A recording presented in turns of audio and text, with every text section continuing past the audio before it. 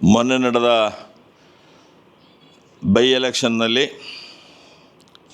ನಮ್ಮ ದಾವಣಗೆರೆ ದಕ್ಷಿಣ ವಿಭಾಗದಿಂದ ಮಲ್ಲಿಕಾರ್ಜುನ್ ಅವರ ಮಗನಾದಂಥ ಸಮರ್ಥ್ ಅವರು ಹಾಗೂ ಬಾಗಲಕೋಟೆಯಿಂದ ಉಮೇಶ್ ಮೇಟಿ ಅವರು ಸ್ಪರ್ಧೆಯನ್ನು ಮಾಡಿದರು.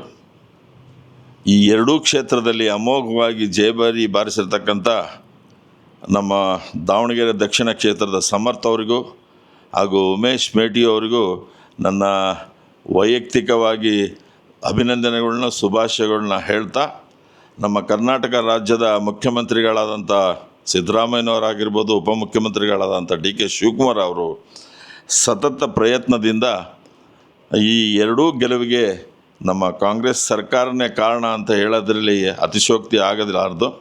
ಆ ಒಂದು ದೃಷ್ಟಿಯಲ್ಲಿ ಮುಂದೆನೂ ಸಹ ಈ 28ರ ಚುನಾವಣೆಯಲ್ಲಿ ಇದು ಈ ಎರಡೂ ಗೆಲುವು ದಿಕ್ಸೂಜಿ ಅಂತ ನಾನು ಸಹ ಭಾವಿಸ್ತಾ ಇದ್ದೀನಿ.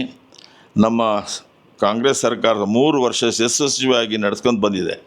ಆ ಯಶಸ್ವಿಗೆ ಕಾರಣ ನಮ್ಮ ಮುಖ್ಯಮಂತ್ರಿ ಸಿದ್ದರಾಮಯ್ಯನವರು ಹಾಗೂ ನಮ್ಮ ಕಾಂಗ್ರೆಸ್ ಸರ್ಕಾರ ಹಾಗೂ ಉಪಮುಖ್ಯಮಂತ್ರಿಗಳು.